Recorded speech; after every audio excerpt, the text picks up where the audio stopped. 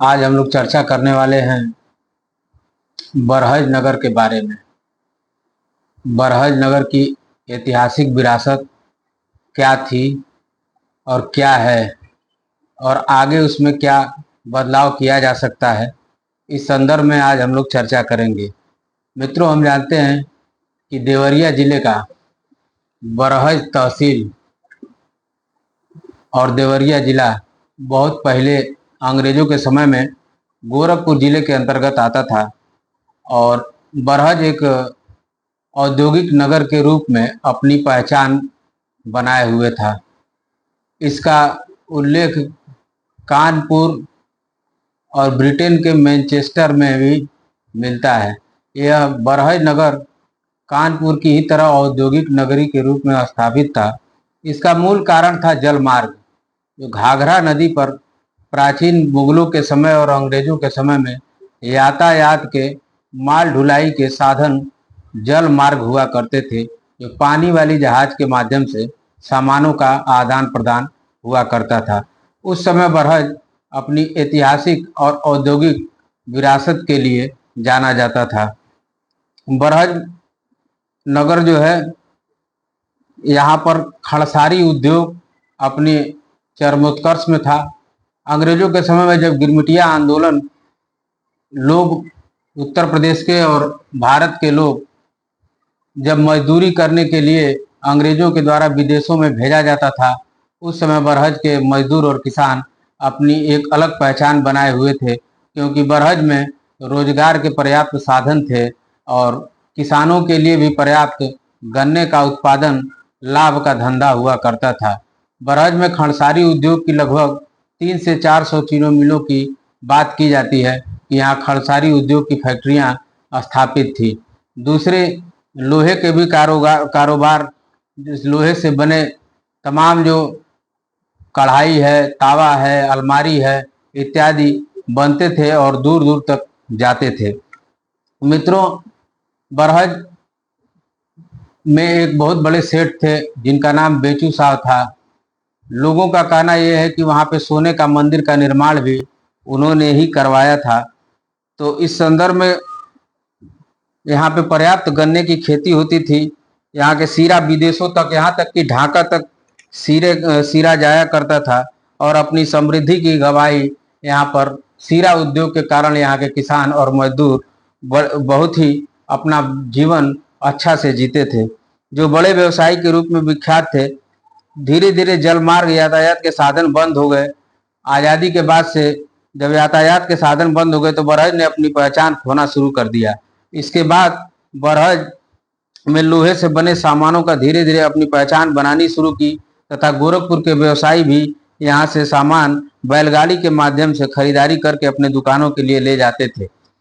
विकास की गति ने बरहज से उस औद्योगिक नगरी का तमगा छीन लिया। ध्यान रहे कि इस औद्योगिक नगरी के आकर्षण ने भी राजस्थान के मारवाड़ी व्यवसायी घरानों को आकर्षित किया। यहाँ के मुख्य व्यवसायी महावीर प्रसाद केडिया खेतान घराने ने भी यहाँ के औद्योगिक विकास में अपना महत्वपूर्ण योगदान दिया।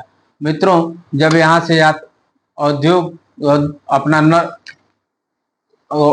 जो है अपना नष्ट होना शुरू हो गया, जब ये जलमार्ग से यातायात बंद हो गया, ये बड़े व्यवसायी जो है दूसरे कलकत्ता और मध्य प्रदेश की तरफ पलायन कर गए और यहाँ से जा करके वहाँ उन्होंने शराब व्यवसाय इत्यादि में अपने आप को जो है स्थापित किया। यहाँ महाराष्ट्र के भी व्यवसायियों ने दाल मिल की स्थापना की, जो श्रमिक राजनीति का शिकार होकर बंद हो गया, जिसका अवशेष बरहज का करोना मार्ग पर टूटी हुई मिल इस बात की गवाही देता है। परंतु जो ही जलमार्ग से यातायात बंद हुआ तो घाघरा नदी ही बरहज के विकास के लिए दीवार के रूप में स्थापित हो गई। बरहज अपनी ऐतिहासिक विरासत की गवाही दे रहा है। वर्तमान में बरहज ऐतिहासिकता को अपनी सजोए हुए है। यह नगर राजनीतिक रूप से समृद्ध रहा है। यहाँ के बाबा राघव दास, जो पूर्वांचल के गांधी के रूप में जाने जाते थे, आज़ादी की लड़ाई में इनकी महत्वपूर्ण भूमिका थी। इन्होंने इस क्षेत्र के विकास के लिए शैक्षणिक संस्थानों की स्थापना की। मित्रों, हम लोग भी बरहज के ही विद्यार्थी रहे हैं और 90-95 के दशक तक जब सलेमपुर में विद्यालय नहीं हुआ करते थे तो बरहज ट्रेन से बहुत सारे विद्यार्थी ट्रेन से भर भर करके बरहज अध्ययन करने के लिए जाया करते थे।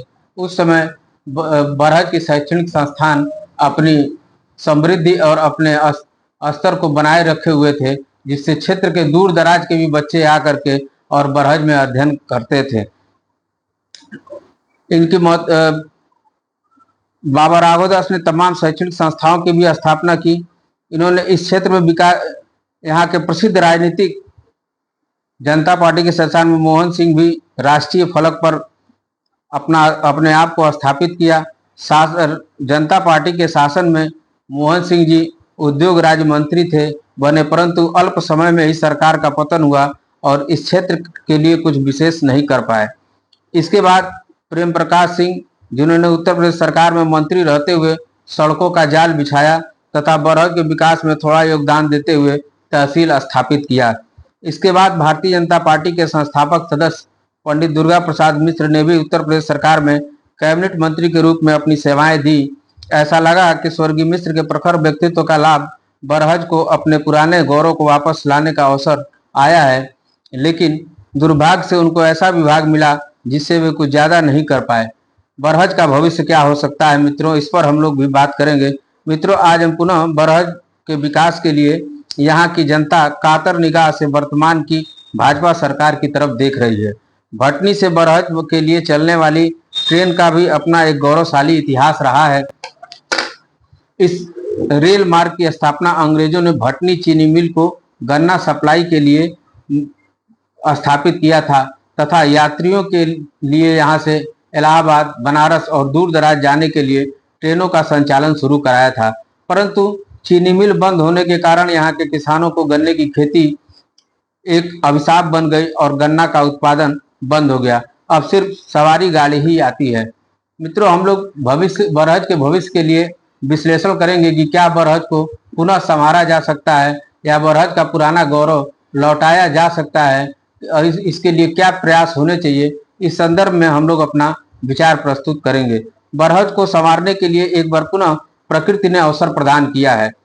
बांसगांव के सांसद, जिसके अंतर्गत बरहज भी आता है, वो अब भारत सरकार में ग्रामीण विकास राज्य मंत्री हैं। हम प्रयास ये होना चाहिए कि मोहन सिंह सेतु का जल्दी निर्माण एवं संचालन बरहज के विकास की गति को दे सकता है। भटनी बरहज रेल मार्ग को दोहरी घाट तक अगर विस्तार करके लंबी दूरी की ट्रेनों का संचालन एवं गुड्स अनलोडिंग हब बनाकर विकास को गति दी जा सकती है। मित्रों, भारत सरकार की एक सुस्थापित नीति है कि पेट्रोलियम पदार्थों में 20% एथेनॉल मिलाकर पेट्रोलियम पदार्थों के दर को कम करना तथा दूसरे देशों से निर्भरता को कम करना। इसके उद्देश्य की पूर्ति के लिए बरहज से अच्छा कोई जगह नहीं हो सकता है। यहाँ पर एथेनॉल बनाने वाली मिलों की स्थापना की जा सकती है। अगर ऐसा करने में क्षेत्रीय सांसद, मंत्री और यहाँ के माननीय विधायक, जिनका पारिवारिक राजनीतिक इतिहास रहा है, वो भी अपनी महत्वपूर्ण भूमिका निभा सकते हैं। पूर्व की तरह तो नहीं, लेकिन बरहज एक बार फिर विकास के दौर में अपनी उपस्थिति दर्ज करा सकता है। इसमें दोनों जनप्रतिनिधि माननीय केंद्रीय मंत्री कमलेश पासवान एवं दीपक मिश्र जी भी संयुक्त रूप से प्रयास करके अगर बरहज में एथेनॉल की मिल की स्थापना कर दें तो कम से कम बरहज आज भी गन्ना किसानों और मजदूरों के लिए एक आमदनी का स्रोत बन सकता है और बरहज अपने पुराने गौरव के लिए धीरे धीरे वापस आ सकता है। बहुत बहुत धन्यवाद। मेरे चैनल को सब्सक्राइब करें, लाइक करें। बहुत बहुत धन्यवाद।